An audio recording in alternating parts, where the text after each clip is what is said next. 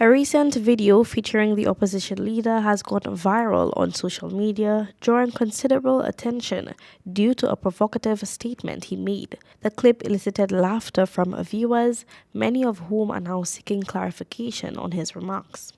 Listen carefully. Listen. Listen.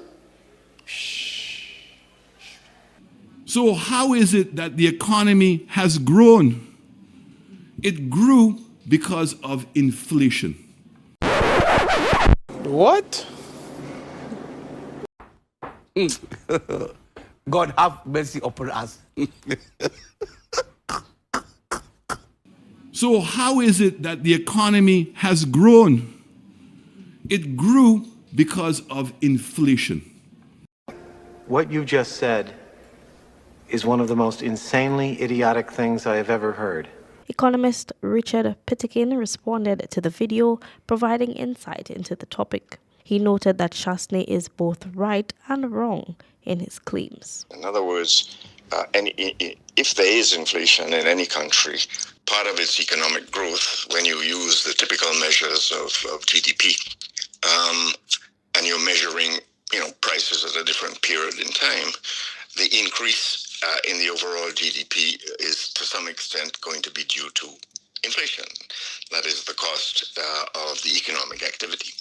And quite often, when inflation is high, you may have growth which is, misleading in a sense, because it's not real growth. It's growth simply because of inflation, and it really does not necessarily improve the country as a whole. Pittikin emphasized the need for more data to substantiate Chasney's assertions, suggesting that one effective measure to assess GDP involves adjustment for inflation to determine any real growth in a given year. He explained that while inflation has played a role in the growth figures, recent reports from the International Monetary Fund, IMF, indicate a decrease in inflation. Based on the comments that the IMF had in their review of the economy, their reports that they do every year, they had indicated that the growth in a lot of these countries would be lower than it actually has come out.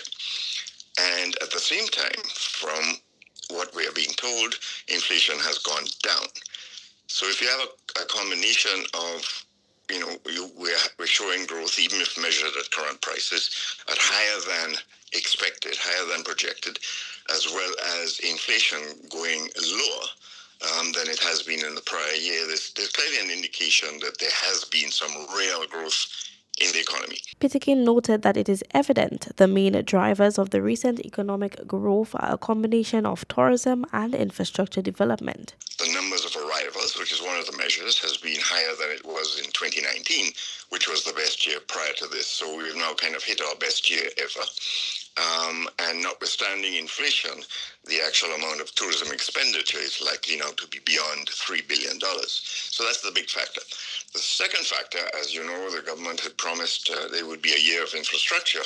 And in the report that the Ministry of Finance gave, they said that while government did not achieve the expected or desired or budgeted amount of infrastructure during the year, it was more than in the previous year. St. Lucia's most recent GDP growth rate is estimated at 3.7% for 2024.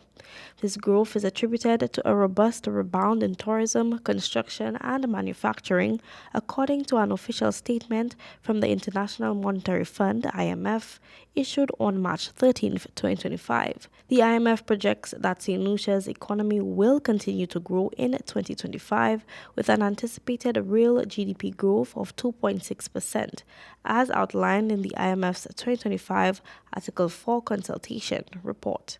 Kayla Edwin, MBC Prime.